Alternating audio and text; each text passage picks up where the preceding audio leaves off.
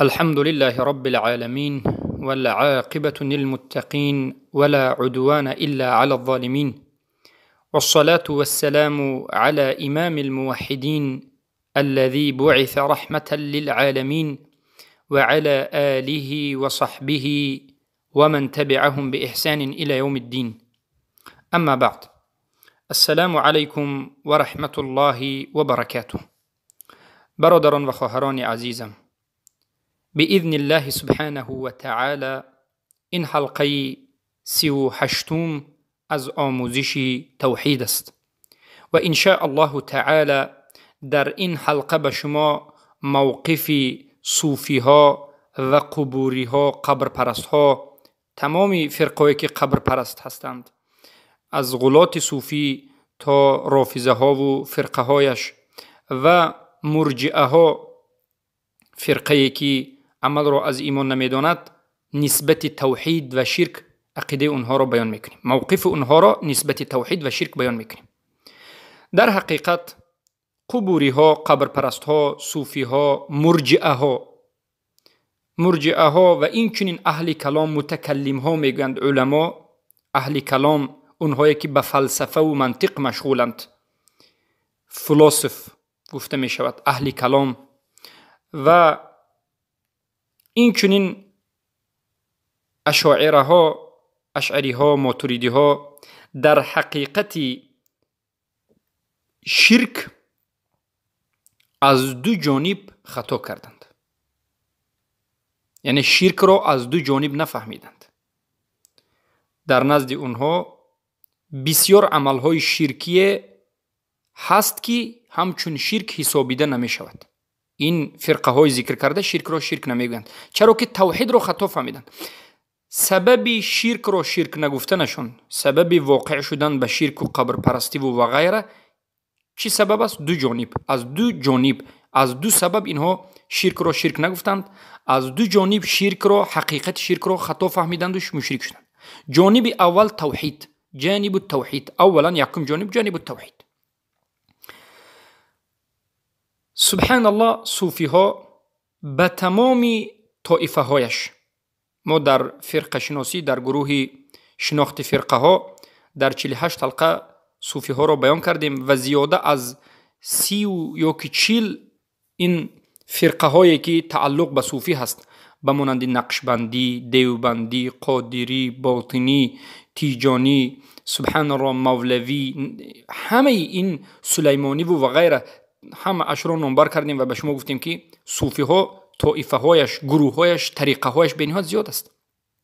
خوفیه و جهریه و مولویه و نقشبندیه و دیوبندیه و تیجانیه و عدویه و بدوی و عبدالقادر جیلانی و غیره، همه اینها صوفی، هر کسی که خودش صوفی بگوید و از یکی از این طریقات ها باشد یا قبوری باشد، قبورها یعنی پرستیدگان قبور، قبر پرست ها، یا تمام فرقه های کلامی، فلسفه، اهل کلام، هر یک فرقه که خودش به اسلام نسبت میده از اهل کلام است. مثلا کلامی ها کیند؟ اشعری ها، ماتوریدی ها، معتزله ها. اشعری، فرقه ماتوریدی، معتزله، اینها اهل سنت نیستند، اینها از اهل سنت فرسخ دورند، اینها حقیقت شرک نفهمیدند، توحید نمیفهمند، اینا کلامی ها هستند، فلسف هستند. و غیر اینها دیگر فرقه میگویند که توحید این فقط توحید ربوبیت است. در نزد این فرقه های ذکر کرده شده توحید فقط چند نمود است؟ یک نمود است. اینها توحید الوهیت را قبول ندارند. توحید اسماء صفات هم در نزد اینها قسما قبول است، یعنی فقط نام هست اما معنی ندارد، صفت ندارد و انکار و الحاد در اسما و صفات میکنند. سبحان الله، این فرقه های نامبر شده و ذکر شده توحید الوهیت را معنیدادی خطا کردند، تعریفش را خطا کردند. گفتند که توحید الالوهیه معناه القدرت علی الاختراع. توحید الوهیت معنایش گفتند این قدرت بر اختراع هست. گفتند اختراع چیست؟ ساختن و به وجود آوردن. یعنی معنای توحید ساختن و به وجود آوردن. از این معنی دادشان باز میگردد سخنشان بر ربوبیت. چرا که اله کلمه لا اله الا الله. ببینید مشکل اینو باز میگردد به لا اله الا الله. لا اله الا الله در نزد اهل سنت والجماعت معناش چیست؟ نیست معبودی بر حق بجز الله، لا معبود بحق الا الله. اهل سنت والجماعت کلمه اله را مألوه میگند، مفعول میگند، به معنای معبود میگند، و حق را جواب لا میگند، جواب اسم لا. از همین جهت اهل سنت والجماعت میگن لا اله الا الله این بیان کننده توحید الوهیت است، نفی و اثبات است. عبادت را از غیر الله نفی میکند و انکار میکند و کفر به طاغوت میکند و اثبات میکند عبادت را تنها به الله. البته توحید الوهیت وقتی که اثبات شد در درونش ربوبیت و اسما و صفات هم حتما هست. بارک الله فیکم. اما صوفی ها، مرجئه ها، اهل کلام به مانند اشاعره، معترضه و معتزله، قبوری ها اینا میگویند که معنای لا اله الا الله نیست یگان ذات خالق بجز الله. معنای اله را خالق میگویند. چرا؟ معنای اله را میگن که اله این اسم فاعل است. در نزد اهل سنت و جماعت اسم مفعول است، اینا میگن که اسم فاعل است. اله میگن فاعل است. به معنای چی آمده است؟ فاعل به معنای خالق است، به معنای قادر است. اله میگن اینها مشتق گرفته شده از آلهه است، یعنی معناش است قادر علی الاختراع، قادر به وجود آوردن، یک ذاتی که برای به وجود آوردن و ساختن چیزی قادر است. از همین جهت گفتن که لا اله الا الله یعنی معناش لا خالق الا الله، لا قادر الا الله، لا رازق الا الله، لا قادر على الاختراع الا الله. خالق نیست بجز الله. لا اله بجای اله خالق آوردن. بار دیگر میگیم برای اینکه اله را فاعل گفتن و فاعل را قادر به اختراع گفتن، قادر به اختراع یعنی خالق است. از همین جهت لا اله الا الله معنایش به توحید ربوبیت بازگشت. این همه فرقه های ذکر کرده معنای لا اله الا الله را به ربوبیت آوردن و الوهیت را، توحید الوهیت، توحید عبادت را انکار کردند. از همین جهت در نزد اینها شرک در عبادت وجود ندارد. از همین جهت شرک در الوهیت وجود ندارد. از همین جهت در نزد این فرقه های ذکر شده عبادت قبر، عبادت مرده، عبادت اولیاء، عبادت پیامبران، وسیله گرفتن، واسطه گرفتن، پسرین گرفتن مرده ها، قبر پرستی و درخت پرستی، دعا کردن، ذبح لغیر الله، التوکل لغیر الله یا توکل کردن بر جن و غیره، یگان نفر این عمل هایی که شرک اکبر است از نظر قرآن و سنت در نزد این فرقه ذکر شده شرک نیست. در نزد صوفی ها به جمیع طرقش، در نزد مرجئه ها، در نزد متکلم ها، اشعری، ماتریدی، معتزله که اینا هم مرجئه هست هم اهل کلام است، صوفی ها، رافضه ها، در نزد یگان نفر از این فرقه ها، یگان از این فرقه ها شرک در عبادت وجود ندارد. معنای دین اینها چیست؟ اینها میگویند یک انسان بیاید و گوید که لا اله الا الله، به این معنا لا اله الا الله را فهمد که نیست خالق بجز الله، یعنی خالق این دنیا، رزق دهنده این دنیا الله است. برای این که اله معنایش از آلهه گرفته شده، کلمه اله، لا اله، الهی که بعد از این لا اومد مشتق از آلهه است. معنای آلهه یعنی قادر است، فاعل است، از فاعل گرفته شده است، یعنی معنای اله فاعل است، از آلهه گرفته شده است و این دلالت به قادر بودن میکند، القدرت علی الاختراع میکند. این خالق، الله خالق است و رازق است. از همین جهت میگه یک انسان الله خالق بودن و رازق بودنش داند، این مسلمان است، ایمانش نه کم میشود نه زیاد میشود. ایمانش به مانند ایمان پیامبران است، ایمانش به مانند ابوبکر و عمر و عثمان علی هست.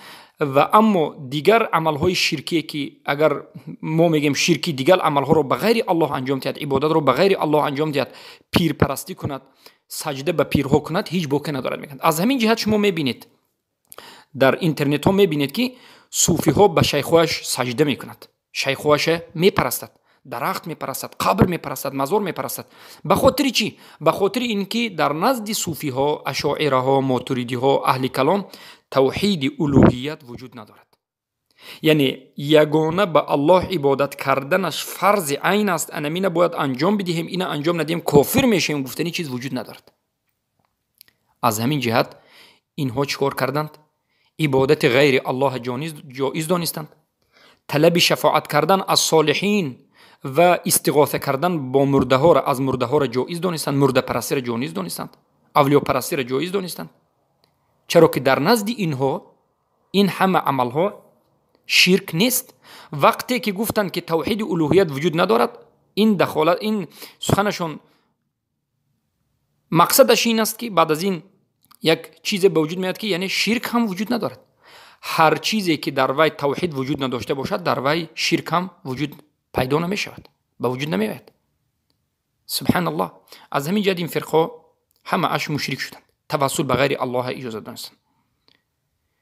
با این سخنشان این فرقه های باطل در حقیقت خلاف دین الله سبحانه و تعالی و خلاف آن چیزی که تمام پیامبران از نوح علیه السلام تا پیامبر محمد صلی الله علیه و سلم آمدند برآمدند. چرا که تمام پیامبران به قومشان میگفتند و قال نوح گفتند یا قوم اعبدوا الله ما لكم من اله غیره، ای مردم، ای قوم من، یگانه الله را عبادت بکنید، غیر از الله به شما هیچ معبودی پرستیده شونده وجود ندارد. ببینید که حضرت نوح به خاطر چی آمدند؟ به خاطر اینکه مردم به عبادت الله بازگردانند. قوم نوح که طوفان شد و همه اش غرق شد و مشرک شد و الله اونها را مشرک اعلام کرد، توحید ربوبیت اقرار کرده بودند. اما شیطان آهسته آهسته اونها را به واسطه رسم، خیلی که در حلقه اول گفتیم رسم های بابایشون رو کشیدند، بعد از این هیکل کردند، بعد از این پرستیدند و گفتند الله خالق است، الله رازق است، اما ما این صالحان رو عبادت میکنیم، اینها را واسطه میگیریم، از اینها استغاثه میکنیم، از اینها طلب کمک میکنیم. اینها را الله مشرک اعلام کرد و نوح فرستاد که قومت دعوت کن به سوی چی؟ به سوی توحید الوهیت، یعنی یگانه الله عبادت کنند، ربوبیت اقرار کردند، الوهیت هم اقرار کنند. ربوبیت اقرار کردید و الوهیت انجام ندادید، عملا الله عبادت نکرده، شما مشرکید. بعد از این موسی، بعد از این عیسی، همه اشون یعقوب، بعد از این تمام پیامبران یهود و غیره، همه اشون میگفتند که یا قوم اعبدوا الله ما لكم من اله غیره، ای قوم من، یگانه الله عبادت کنید که غیر از الله دیگر معبود مستحق عبادت ندارید. معنای سخن این پیامبران ببینید، همه اشون گفته استند که یگانه الله عبادت کنید، یگانه الله شناسید که خالق است و رازق است نگفتند، برای اون که همه مشرکان میدونستند که الله خالق است و رازق است. اما پیامبران گفتند که شما مشرک در عبادت هستید، شما این عبادت به غیر الله انجام ندید، یگانه الله عبادت کنید. و رسول اکرم صلی الله علیه و سلم وقتی که به قریش آمدند، سخن پیامبر هم انمین بود که به عرب گفتند ای عرب و ای مشرکین، اعبدوا الله ما لكم من اله غیره، یگانه الله عبادت بکنید، به شما دیگر اله وجود ندارد. اله به معنای چی؟ به معنای معبود پرستیده شونده. معنای لا اله الا الله را هم پیامبر صلی الله علیه و سلم همچنین تفسیر کردند، خیلی که در حلقه گذشته به شما بیان شد از حدیث ابی بلتعه رضی الله عنه که امام مسلم در روایت در کتاب صحیحشون روایت میکنند که رسول اکرم صلی الله علیه و سلم گفتند من قال لا اله الا الله وكفر بما يعبد من دون الله حرم ماله و دمه و حسابه علی الله. هر کسی که لا اله الا الله بگوید و بعد از این کفر به طاغوت ورزد، یعنی عبادت به غیر الله انجام ندهد، وقتی که لا اله الا الله گفتی عبادت با الله انجام بدی، الله اطاعت کنی، کفر به طاغوت انجام بدی، بعد از این مال تو حرام می شود به دیگرها، بعد از این خون تو حرام می شود، یعنی بعد از این مسلمان می شوی. سبحان الله. پس این فرقه های باطل در مسئله شرک خطاگی کردند، مشرک شدند، حقیقت شرک نفهمیدن، معنای شرک چی بودنش نفهمیدن، شرک به کجا داخل شدنش نفهمیدن. به کدام سبب؟ از دو سبب. یا از کدام جانب اینها خطا کردن؟ از دو جانب. جانب اول توحید الوهیت انکار کردند و توحید فقط ربوبیت است گفتند. معنای لا اله الا الله خطا فهمیدند و معنای لا اله الا الله تفسیرش را معنی داد کردند به ربوبیت. لا اله فاعل گفتند، اله فاعل گفتند، یعنی قادر و خالق گفتند. اما اهل سنت اله مفعول میگد و معبود میگد. بارک الله فیکم. پس در نزد اینها خوف، محبت، رجا، نظر، سبحان الله، همه این عبادت ها، استعانه، استغاثه، استعاذه، این عبادت هایی که هست عبادت های بزرگتری نگفتن که این عبادت نیست. اگر همین عمل های بغیر الله انجام دیم شرک نیست گفتن. حقیقت شرک خطا فهمیدند. در حالتی که ما به شما گفتیم که مشرکای عرب هم این مشکلیشون شرکشون در همین جا بود. چخیلی که الله سبحانه و تعالی در سوره لقمان آیه 25 خبر داد و اینچنین در سوره زمر آیه 37 و اینچنین در سوره زخرف آیه 87.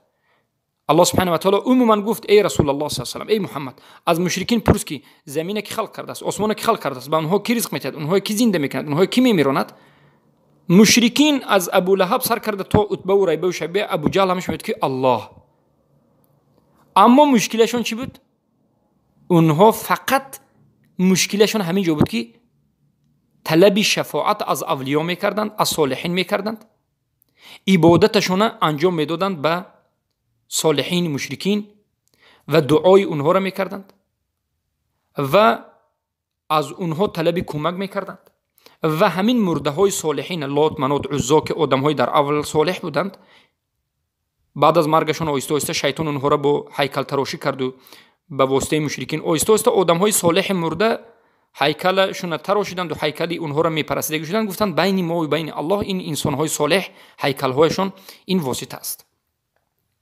پس رنی گرفتند. چخیلی که در سوره یونس آیه 18 الله میگه و یعبدون من دون الله ما لا یضرهم ولا ينفعهم ويقولون هؤلاء شفعاؤنا عند الله. غیر الله عبادت میکردند در حالتی که غیر الله به این مشرکا هیچ ضرری نمیرساند، هیچ فایده نمیدهد و میگفتند که اینها شفاعت کننده ما در نزد الله هستند. والذین اتخذوا من دونه اولیاء ما نعبدهم الا ليقربونا الى الله زلفى. آنانی که بجز الله دیگر چیزهای عبادت میکنند میگویند که ما اینها عبادت نمیکنیم بلکه اینها میانه رو هستند، اینها واسطه هستند، اینها پسرید هستند. امروزه مشرکا هم از سبحان الله کسانی که لا اله الا الله لا معبود الحق الا الله نمیگویند، اونهایی که لا اله الا الله به الوهیت نسبت نمیدهند و میگن که لا اله الا الله به ربوبیت است، به مانند صوفی ها، قبوری ها، رافضه ها، به مانند اهل کلام، به مانند مرجئه های جهمی مرجئه های غلط، اشعری ها و معترضه ها، اینها هم شرک مثل انامین ابو جهل و ابو لهب و ابو طالب و مثل تمام قریش مشرکی که ربوبیت قبول میکرد و الوهیت قبول نمیکرد و مشرک شد و پیامبر صلی الله علیه و آله اونها را کشتند، مثل همونها است. سبحان الله. انا همین جانب است که اهل کلام همین جانب ترک کردند، توحید جانب الوهیت چه ترک کردند، الوهیت انکار کردند و ربوبیت گفتند. صوفی ها، اهل کلام، قبوری ها. سبحان الله. حتی ببینید که این فرقه های نامبر شده از صوفی ها، اشعری ها، ماتریدی ها، قبوری ها، رافضه ها، اهل کلام، همه این فرقه ها مرجئه و جهمی گفتند که توحید فقط یک نمود است، توحید ربوبیت است، توحید الوهیت وجود ندارد. گفتند تقسیم کردن توحید گفتند به سه قسم، الوهیت یا که ربوبیت، الوهیت اسما و صفات، توحید ربوبیت، توحید الوهیت، توحید اسما و صفات که در حلقه گذشته گفتیم تقسیماتش را. گفتند این تقسیمات اعوذ بالله در زمان پیامبر نبود، در قرآن نیست، در پیامبر زمان پیامبر نبود، صحابه نبود، هیچ کس نبود. این فقط شیخ الاسلام ابن تیمیه برآورد. بعد از این شاگرد شیخ الاسلام ابن تیمیه محمد ابن عبدالوهاب برآورد میگند. این دروغ است میگن، این تقسیمات همش دروغ است میگن. والعیاذ بالله. ما خیلی که گفتم در یک آیه الله سبحانه و تعالی ذکر کرد رب السماوات والارض فاعبده واصطبر هل تعلم له سمیه. در این آیه هر سه توحید الله ذکر کرد. این توحید بود هست. ما در مسئله تقسیمات توحید آیات های قرآن ذکر کردیم، حدیث ذکر کردیم، قول علما را از ابو حنیفه رحمه الله ذکر کردیم. اما اینها انکار میکنند. امروز تمام فرقه های صوفی ها را شما پرسید، به اونها بگویید که توحید سه قسم است. شما در توحید الوهیت خطاگی دارید، توحید الوهیت انکار میکنید. شما شیخ پرستید و قبر پرستید. یک بار به شما میگن که تو وهابی هستی، تو خوارج هستی، تو سبحان الله سلفی هستی، تو دروغ میگویی. برای اون که میگه تقسیم فقط میگه ابن تیمیه تقسیم کرد، توحید ابن تیمیه تقسیم کرد. والعیاذ بالله. قرآن تقسیم کرد، رسول الله صلی الله علیه و آله تقسیم کردند، صحابگان تقسیم کردند. ما سخن ابو حنیفه آوردیم، اما اینها این فرقه ها به ابو حنیفه هیچ نسبتی ندارند. برادران و خواهران عزیز، این صوفی ها، این قبوری ها، این اشعری و ماتریدی ها، این گمراه جهمی ها و مرجئه ها فقهاً فقط نماز، طهارت، آب، بگویم زکات دادن و روزه گرفتن و حج رفتن باب فقهی را میگیرند از ابو حنیفه.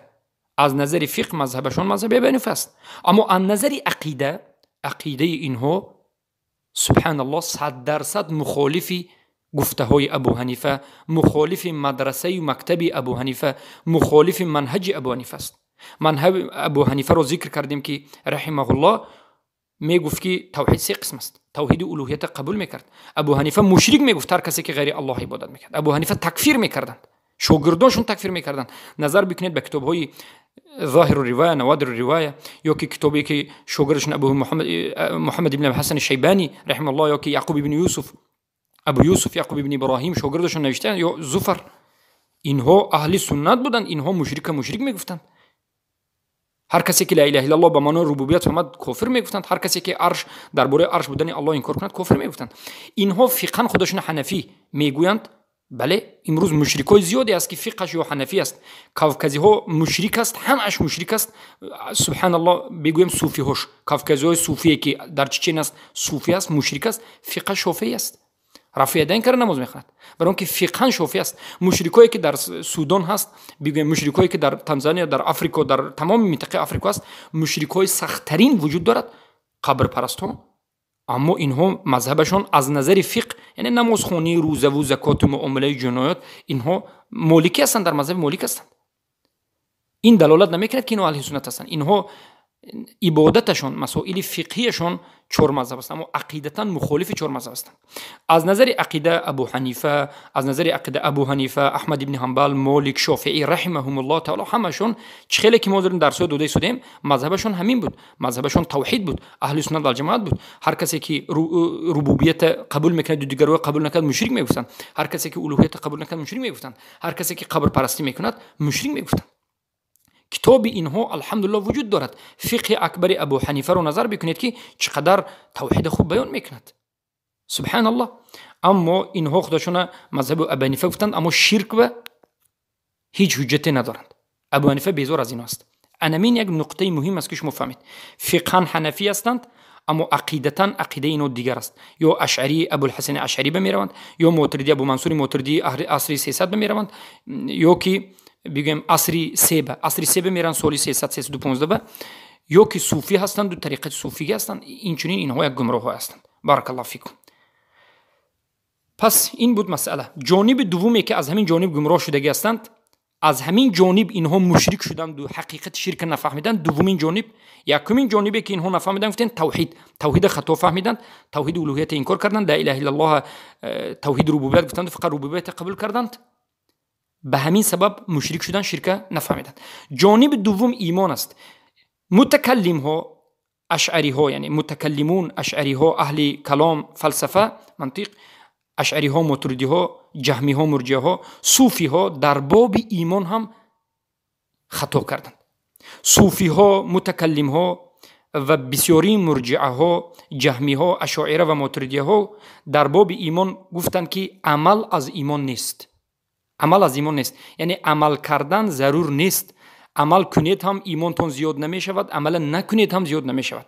پس همون عمل غیر الله به صرف کنید هم هیچ مشکلی ندارد. وقتی که عمل از ایمان نیست و خواهید بکی خواهید انجام میدید. از همین جهت اینها گفتند ایمان فقط باطنی هست. ایمان فقط چی است؟ درونی هست، دل است، یا به زبان است، یا مجرد تصدیق است، یا مجرد معرفه است. خیلی که سبحان الله جهمیه میگه، یعنی لا اله الا الله تو گویی زبونت کتی، دلت کتی دونی که یک الله وجود دارد، تو مسلمانی. یا دلت کتی تصدیق کنی که الله یگانه است، تو مسلمانی. شما گمان میکنید که تاجیکایی که میگوید که قلب من پاک است، دل من پاک است، من هم مسلمانم الحمدلله لا اله الا الله میگم، دلند ایمان باشد شد میگوید، شما گمان میکنید که اینها خود به خود پیدا شد؟ مگر نه والله. این مذهبی ماتریدیه ها است، مذهبی اشعری ها است. منطقه ما تمام مسلمان هایی که هستند از همه ماتریدی ها گرفتند. این دین صوفی است. صوفی ها میگن که لا اله الا الله به زبانت گو، دلت که تصدیق کن یا که اقرار کن که الله وجود دارد، خالق است و رازق است.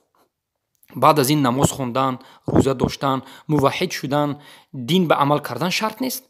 تو کمونیست میشوی، تو به اله میشوی، اعوذ بالله، به غیر الله سجده میکنی، مزار پرست و قبر پرست میشوی، چیزی خواهی کن، هیچ باکی ندارد. عمل از ایمان نیست. عمل کنیم نکنیم فرقی ندارد. گناه میکنی یا نمیکنی فرق ندارد. از همین جهت لا اله الا الله میگوید، میگه دل من پاک است. دل اند همین گپ دل میگه الحمدلله دلم پاک است، میگه زنا میکند، دزدی میکند، شرک میکند، قبر پرستی میکند. شما گمان نکنید که این خود به خود پیدا شد. این مذهب مرجئه ها است، مذهب اشعری و ماتریدی همین است. اینها گفتن که لا اله الا الله معناش همین است. اینها گفتن که دوم جانب ایمان فقط همین زبان کتی گفتن و دل کتی باور کردن است گفتن. تمام. اما اهل سنت و جماعت چی میگن؟ ایمان به زبان گفتن، به دل تصدیق کردن، عمل کردن، به جسم هم عمل کردن. معنای ایمان تصدیق کردن و باوری کردن و به وجود آوردن. یعنی همون الله تصدیق کردن، به زبانتون الله تصدیق میکنید، به دلتون الله تصدیق میکنید و باوری میکنید، به عملتون هم الله تصدیق میکنید و باوری میکنید. گفته های الله به جا میارید، من کردگیاش ترک میکنید. انمین است. سبحان الله.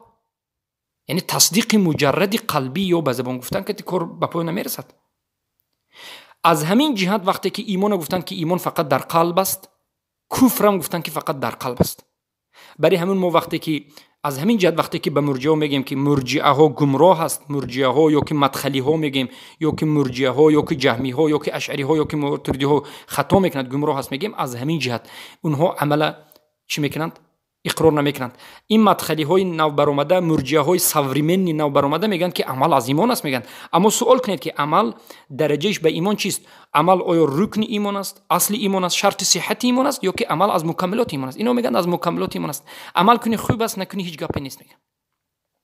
از همین جهت اینها سبحان الله کفر رو هم فقط کفر قلبی گفتن. یعنی وقتی که به قلبتون، یا کفر اعتقادی گفتن. یعنی وقتی یا شرک هم فقط کفر اعتقادی و کفر قلبی گفتن. یعنی وقتی که فقط به قلبتون شما یک چیز حلال گفتید، چیزی حرام حلال گفتید، اعتقاد کردید، یا که انکار الله کردید، در این حالت کفر میشید. یا که تکذیب الله کردید، جهاد کردید، کفر میشید. در غیر این صورت شرک انجام دهید هم، کفر انجام دهید هم، انسان هیچ کفر نمیشود. دشت کننده اسلام در نزد اینها هیچ مشکلی ندارد. اسلام هیچ چیزی نمیشکند. اسلام فقط چی میشکند؟ اعتقاد قلبی میشکند، درونی میشکند. این سخنشون 100% مخالف قرآن و سنت است. چرا که الله مثلا در قرآن نظر بکنید که صحابه هایی که به پیامبر ایمان داشتند به مجرد یک قول کفرشون گفت. قل ابی الله و آیاته و رسولی کنتم تستهزئون لا تعتذروا قد کفرتم بعد ایمانکم. بعد ایمانکم، بعد از ایمان شما صحابه بودید، ایمان داشتید، اما بعد از ایمانتون شما به زبانتون یک سخن گفتید، نمیدونستید که این سخن کفر است، اما کافر شدید. ندونستن جهل عذر نیست، به استهزاء. از همین جهت شرک هم در نزد اینها شد؟ فقط به قلب شد. شرک عملی انکار کردند. از همین دو جانب، از جانب ایمان که ایمان خطا فهمیدند و عمل از ایمان نیست گفتند، توحید خطا فهمیدند، توحید فقط ربوبیت است گفتند، لا اله الا الله خطا فهمیدند. از همین دو جانب، جانب توحید خطا فهمیدند، جانب ایمان خطا فهمیدند، اینها شرک خطا فهمیدند و مشرک شدند و دعای غیر الله جایز دانستند. هر کسی که غیر الله دعا کند اما قلبش الله داند، این گفتن کافر نیست. هر کسی که قبر میپرستد، اولیای میپرستد، چیکار کند، اگر قلبش که الله هست گوید تمام است گفتند.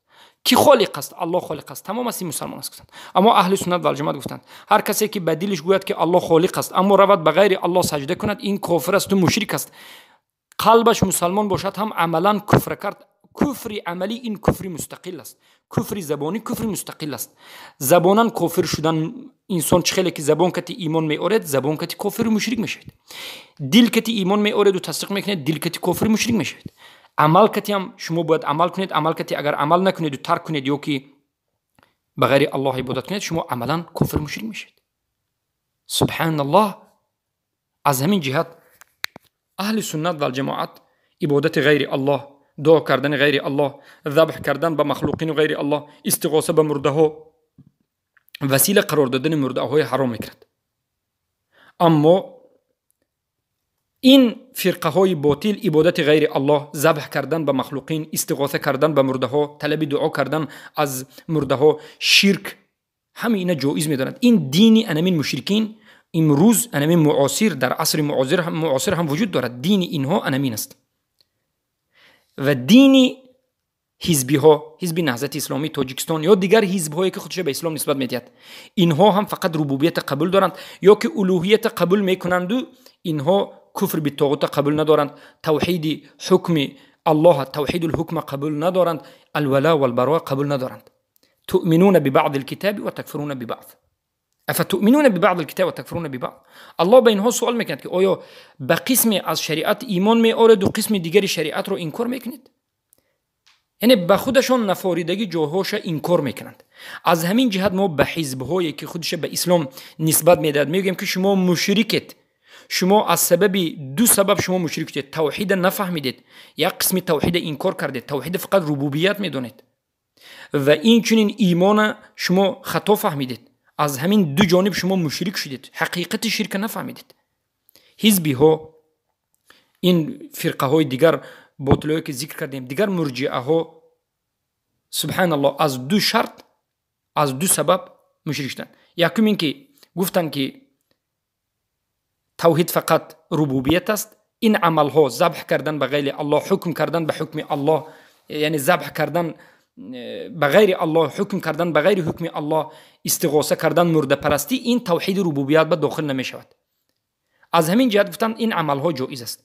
از سبب دوم گفتن که این عمل ها، یعنی حکم کردن به غیر حکم الله، ذبح کردن یا که استغاثه، وسیله گرفتن و عبادت به غیر الله کردن، گفتند از عمل باطنی نیست، از عمل ظاهری است. عمل ظاهری باشد گفتند یا که از توحید ربوبیت نباشد، از عمل باطنی نباشد، در این حالت گفتن این جایز است. از همین سبب، از دو سبب، از سبب اینکه این عمل از ربوبیت نیست، از سبب اینکه این عمل ها عمل ظاهری است و باطنی نیست، شرک جایز دانستند و خودشون مشرک شدند و ندانستند که مشرکای عرب و کفار مکه و غیر از اینها دیگر مشرکین هم همچنین از همین جهت اینها مشرک شده بودند.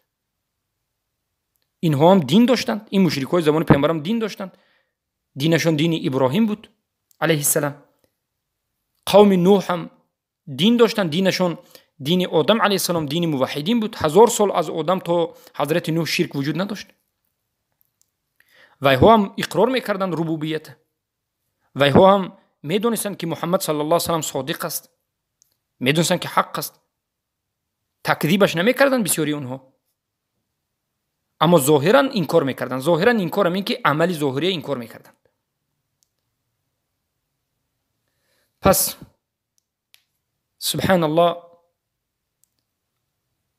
بدون که اگر این دو جانب در اونها جمع بشود، یعنی مخالفتشون با توحید، به انکار نمودن توحید الوهیت، انکار نمودن توحید عبادت، و مخالفتشون در ایمان، انکار کردن کفر، انکار کردن کفر ظاهر، انکار کردن عمل ظاهر، از اونها بد حاصل می شود سبحان الله شرک در دین.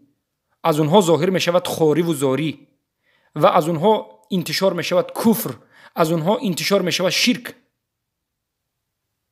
برای اون که اونها هر یک کفر ظاهر را، هر یک شرک ظاهر را کفر نمی دانند، صاحبش را کافر شد نمی گویند. حد ردده اونها قائم نمی کنند، در نزد اونها حد ردده وجود ندارد. بارک الله فیکم. از همین جهت اینها یعنی به باطل شدگانند. خلاصه موقف صوفی ها، متکلمین از اشاعره، ماتریدین، مرجئه ها، جهمی ها در توحید الوهیت این است که توحید الوهیت انکار میکنند و از ایمان بیرون میکنند. توحید الوهیت به ایمان داخلش نیست میگند.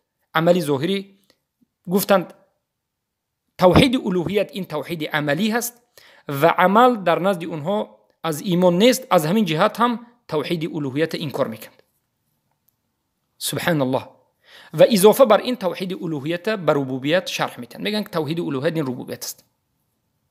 با همین این حلقه به پایان میرسونیم و باذن الله سبحانه و تعالی یک حلقه دیگر در حلقه آینده به شما یعنی قسم های توحید در نزد مخالفین و مخالفت های مبتدی اهل کلام در باب توحید ذکر میکنیم. یک حلقه دیگر بعد از این با موضوع دیگر واقع خواهیم شد ان شاء الله. بارک الله فیکم، حیاکم الله و بیاکم.